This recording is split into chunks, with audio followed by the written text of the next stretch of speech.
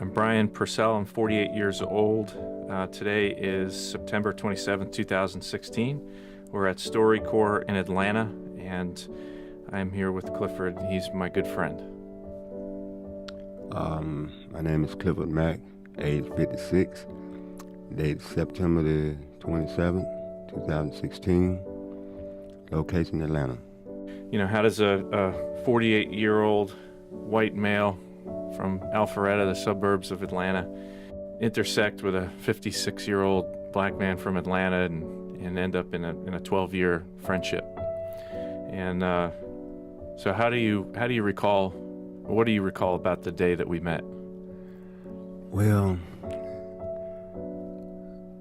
I knew I was on my way home, not home, but I really didn't have no home to go to, man. And I was looking for some work, and just so happened I seen you, and I stopped and asked, did you need some help? And you said, not right now, but you gave me your phone number and told me to call you back, and which I did. And I think I went to work that next day, I guess. So what was I doing, and where was I that week? We was over on Gun Club, Northwest Atlanta, on Gun Club Road. I think you was remodeling a house or repainting or something. Yeah, I was remodeling a house. I remember when you came by and I saw you, and you're very physically fit, and a little bit intimidating you were to me, because it wasn't the best neighborhood, and I grabbed a crowbar and held it just in case you were dangerous. But no. So what was your where were you living at that time? I was living in an abandoned apartment at that time. And I was, struggling. I was just out on the street, man. I was doing all kind of little, work and just trying to survive. But I thank God, man. He's put you in my life, man, and you helped me out a lot, man. And I really, really appreciate that. Yeah. So who were you living with at the time, and how did you end up getting into that situation? I was living in Ellenwood at one point, and we moved. I moved from Ellenwood because it was too far for me to be walking and stuff. So I moved to Fulton County, and I really didn't have, just like I said, I didn't have nowhere to stay, man. And I messed around and helped this lady move one day out of this house that I was staying in over on First Street. And she gave me the keys to the house, and that's why I ended up staying for about 5 or 6 years. You had other people living there with yes, you, kind of in and out on that street. And what was going on that street? It was real bad, man. It wasn't no nice place to be, but I didn't have nowhere else to go. And I just tried to make the best of it, man. And after a couple of years went by, my brother's girlfriend, she died, and my nephew, he didn't have anywhere to stay. So I knew I wasn't legit neither, but I took it upon myself to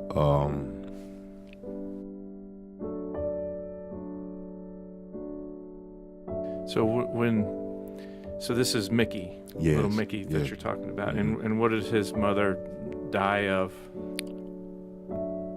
Well, she's HIV positive, I guess. Okay, and so where were they living in? They was living up on High Tower. in a house on Hightower Road. Okay. And what was Mickey's life like before she died? Before he ended up, you ended up taking him in. Yes, I did. He was. I mean, he was once she was taking care of him a little bit, before she got real sick, bad off sick, and she didn't. And then after she got sick, man, he didn't have anywhere to go neither.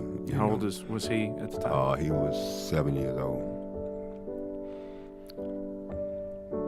Okay, and so he officially came to live with you in this abandoned house on that street. Mm-hmm. And you and I were still in relationship, and you were doing some work for me, and we were meeting up here and there to do stuff. Yes. What changed in your life when you took Mickey in? Well, I know I had to step up, man, to get my life together, man. And I, in order to get my life together, I had to, try to take care of him and get him through school and the best way I could, And that's why I thank God, man, today that you stepped in my life, man, and helped me out a lot. And I really appreciate that. So what happened now with, you're in the abandoned house and the bank sends a letter, says they're going to lock it up and you got to get out of there? Well, I went through that, but just like I said, thank God you stepped up, man, and you helped me out, man. Got me, you just got me out of that situation, man. Well, I think, you got yourself, we did it together. We did it together, right. And so what was the situation? Do you remember the day that you had to get out of there? And tell me about that day. Well, that day, when the last day we stayed, we had to leave. I called you, I think, and I explained it to you that we had to leave. And you had a sense of urgency that day. You were really concerned for Mickey. Yes, I was, man. I didn't know what to do, man. I really didn't, man. I thought I was gonna probably have to put him back on the shelter or something, man. And so what happened? When it ended up happening? Where did you stay? Do you remember? Yes. I got a room at, I think, on South Cobb. Do you remember that Right For Us? Yes. That hotel? Yes, right there. Mm-hmm. And remember, you had a package of cheese? Yes. But you didn't have a refrigerator? That's right. What did you do there? I put it on the air conditioner, man. Try to keep it cold. Yeah. Yeah. And so from that point on, what did you and Mickey talk about when you were in the room together, trying to think about what was next? I just talked to him about, trying to survive for him, man, and make sure he go through school, and I was, working here and trying to save a little money, to buy him clothes, and but I did it though. Mm-hmm. We did it. And so what happened next after that? Where did you end up? At the apartments on. Oh yes, the apartments up on Perry Boulevard.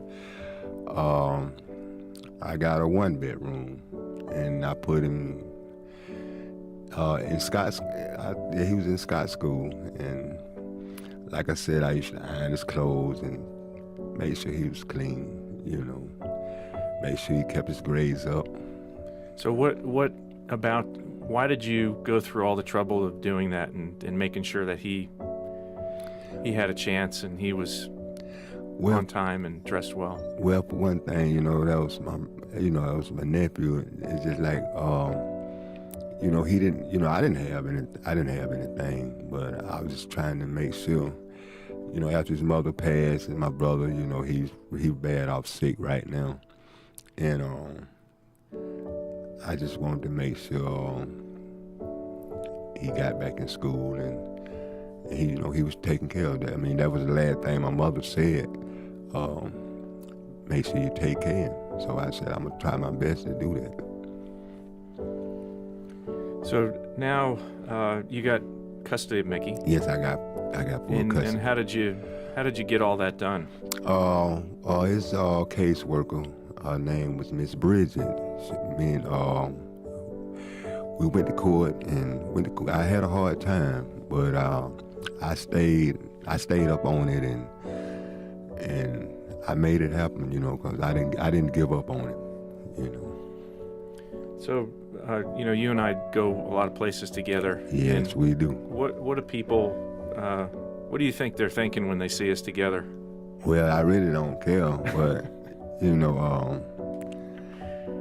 I really don't know what they be thinking. And, it don't even come to my mind. I don't even really Do you remember when we went to the jail? And yes. We walked in and what did... Yes, I remember What that. did they think about us? Well, they thought I was using my lawyer. Yeah. And they told me to take everything out my pocket and told you to go on through. So, well, that's what they did. Yeah. So we got some odd looks here and there. Yeah, but it was all right. So Mickey, how old is he now?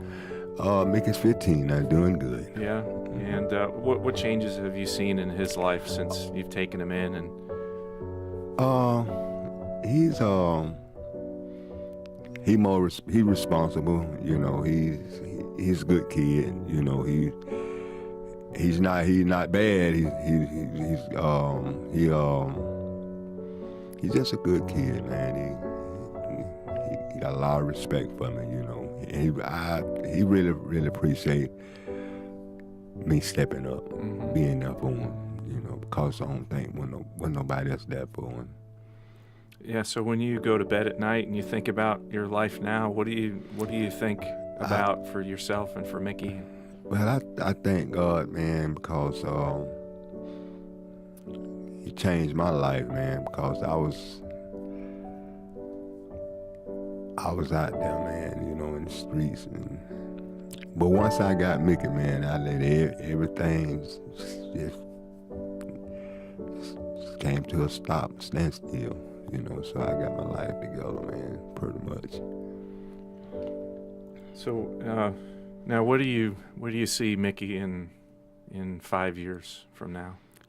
Let me see. 5 years from now, I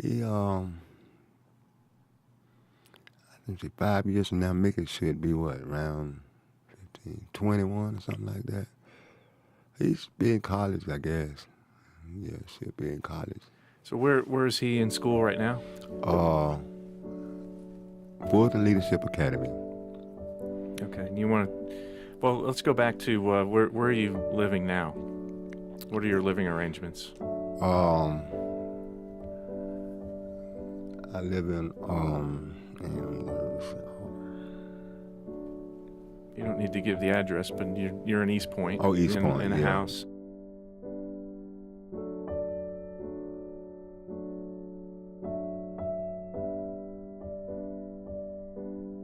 It's comfortable. He's comfortable. He's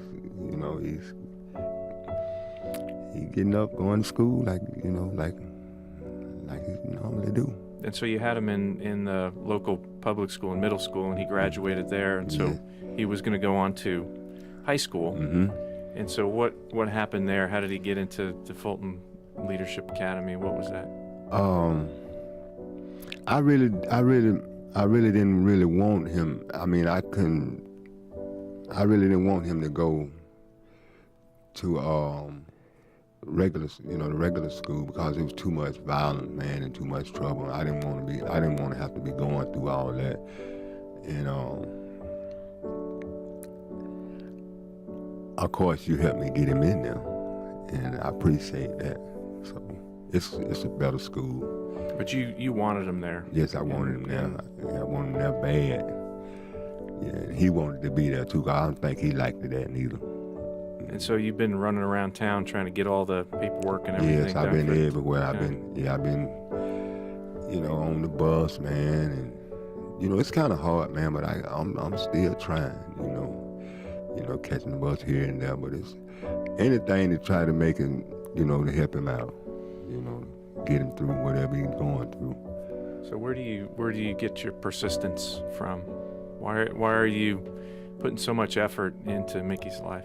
Because one thing, he's my nephew, and like I said, he lost his mother, man, and he at an early age, and his father real sick. He couldn't take care of him, man. So I had to do that, Brian, man.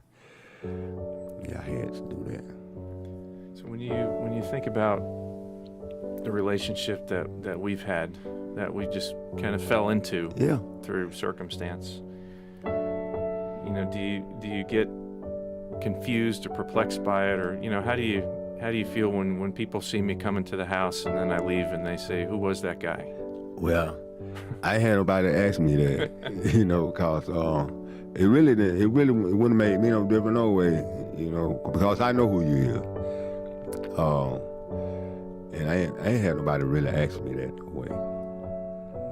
So there's a side to you that is you're very popular. So everywhere we go around town, it seems like you'll know somebody. Yeah. Tell me about that. Have you always been that way? No, not really, man. I don't. I'm a real nice guy. I don't meet no strangers. I get along with everybody. I speak to everybody, and that's just about it, man. So, just tell me a little bit about your mother. I know she was a really big part of your life before Yeah. she passed. And Yes. My mother, she was real sweet, man. She was. She was up in the age, man. She couldn't take care of Mickey. That's why she asked me to do it. And my mother, she was a real nice lady, man. I loved her to death. But I just think about her now, right now. But she good. She was good. I remember you told me something, and I thought it was really wise, and I've been using it ever since. You told me, it said, if you don't stand for something, you can fall for anything. Yeah, that's right. And there's been a lot in our relationship where it's been really good for me learning from you, and what have you learned about yourself just over the last few years, just the changes and taking care of Mickey? And Well, Brian, tell you the truth, man, I learned a lot, man. Some of the things, that I used to do, I don't even, like, I used to drink a lot, man, and I used to hang out all night, But once I got custody of my nephew, man, it changed my life, man. It changed my life all the way around. That's all I'm trying to do right now, man, is take care and make sure you get through school. And, I love him to death, so that's about it, man. so there was one time somebody had asked us, and it may have been at the jail when they mistook me for your lawyer, and they said, "Well, who is this guy?" Mm-hmm. And I think you looked at me, and you remember what you said? Yeah. I said, it's my partner. Yeah. Mm-hmm. How does he see you? Does he see you as a father, or as an uncle, as just a guardian? What do you think his perception is of you? He see me as his uncle,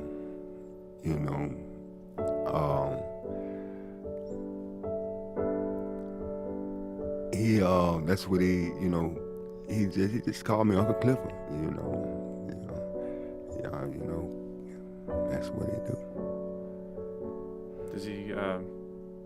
So, what do you think the most important things are for him in his life right now? Make sure he get his education, man, and stay on the right track. Doing the right thing. And so what have you, just kind of watching Mickey go through his own struggles, what have you learned from him? Well, I learned, I learned a lot from Mickey, man. One thing from just getting my life together, Brian, man, because just like I said, he changed my life a lot, for getting myself together, man, and trying to do the right thing for myself, So is there a lady in your life? Yes. Tell me about her. Well, her name is Tasha. She's a real nice lady, And how did you meet? We met at church. I was working at this church on Bolton Road for about 8 years. I've been down there. And she used to come to the church a lot. And that's how we met, I used to help her with her stuff, taking stuff to the car or whatever, bus stop or whatever. And we exchanged numbers one day, and that's how we met. You had a little chemistry? Oh, yeah. Yeah. Yeah.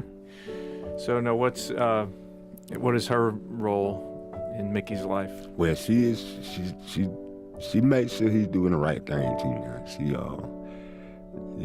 And he respects her a lot. I'm glad of that because a lot of kids Mickey age, you really can't tell them nothing. But this Mickey is not like that. He answers you with a simple yes or no. He don't what you and I'm not doing this and whatever. He don't do that. Whatever you ask him to do, he do it, and he gonna answer you with a simple yes or no. He ain't gonna all that. He don't talk bad or he don't talk back. So does Mickey respect her, see her as a mother figure? Yes, he do. In the house, and she lives with you. Yes, he do. Yes, he do. So you met her at church. Mm-hmm. And so speaking of church, so the church that you volunteered at, how many years did you do that? 8 years. 8 years. Mm-hmm. And what did you do out there? What I did at the church? Mm-hmm. We fed the homeless. We used to feed like maybe 600-700 people every Wednesday for 8 years. And so you were a little bit of a celebrity out there. Just about. So everybody would come out there and they'd know everybody Clifford. Everybody looked for me, because I was, I got along with everybody, man. I know how to talk to people, and I just took care of everybody, mostly everybody down there. So what made you get out of bed and go do that for other people when your situation was bad? I know it, man. I didn't have. God gave me the strength to do that, and I enjoy doing it. Well, good. So where you live now, you've got a pretty good setup for a barbecue. Oh yeah. On the front lawn. What are the things that you like to do? I love to cook for the kids. I love to cook with Mickey. He helped me out a lot out there on the grill. He can eat now. So I just enjoy cooking for him, man, and just enjoy looking out for him. Period. That's just bottom line. That's my nephew. And so what else do you like to do for fun? Or what We brings you shoot. enjoyment? Yeah, we shoot. We shoot ball, and got a pool table upstairs. We shoot pool. Laugh and talk. Mm-hmm. I think we're in a pretty good place. Yes. As far as we're just cruising along and making sure Mickey stays in school and he goes to college, and I see his life redeemed and changed. And if it's just his life and the ripple effect onto all of ours, then I think we can walk away and put our head down one last time. Just thank God for you just being there and being my friend, man. And I love you for that, man. I really do. And I feel the same way. I feel like we're really friends. Oh, we are. I don't feel like we're, Oh, yeah. two different people Oh, from two no. different places. We've got a really good friendship. We don't roll like that. And that can take us through a lot of stuff. So I appreciate it. I wish we could do more together. Well, it's all right. We done did enough.